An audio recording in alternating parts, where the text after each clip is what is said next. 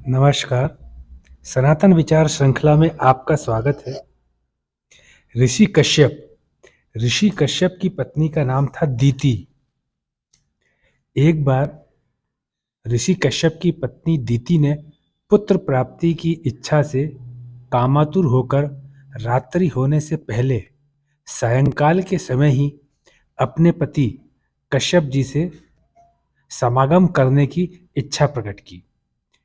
ऋषि कश्यप ने अपनी पत्नी को समझाया कि यह सूर्यास्त का समय है और मेरी प्रार्थना का समय निकल जाएगा। अभी इस प्रकार का कर्म धर्म विरुद्ध है। इस पर ऋषि दिति ने कहा कि जिस प्रकार मस्त हाथी केले को मसल डालता है, उसी प्रकार कामदेव मुझ पर बहुत जोर मार रहे हैं और मैं बेचैन हो रही हूँ। इस बेचैन को आपके समागम से ही दूर किया जा सकता है। इसलिए मैं आपसे प्रार्थना करती हूँ कि कृपया आप मेरा निवेदन तुरंत स्वीकार कर लीजिए और मेरे साथ कुटिया में चलिए और मेरे को तृप्त कीजिए।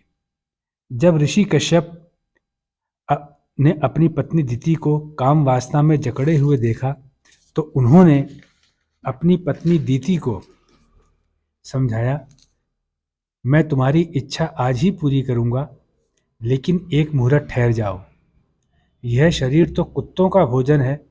इसको संतुष्ट करने के लिए बाकी सभी विधानों को छोड़ देना उचित नहीं है।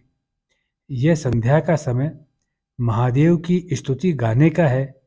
यदि संध्या काल में स्त्री और पुरुष मिलन करते हैं तो गलत विचारों वाली संतानें या अल्पायु अर्थात कम आयु वाली संतानें जन्म लेती हैं। अपने पति के इस प्रकार के वचन सुनकर दिति की काम की इच्छा और ज़्यादा प्रबल हो गई, क्योंकि उसने समझ लिया कि ऋषि समागम करने के लिए तुरंत आने को मना कर रहे हैं। इसलिए दिति ने निर्लज्ज होकर ऋषि के सभी कपड़े फाड़कर उनके शरीर से अलग कर दिए। इस प्रकार से दिति ने ऋषि को समझा दिया कि वह अब रुकने वाली बिल्कुल नहीं है।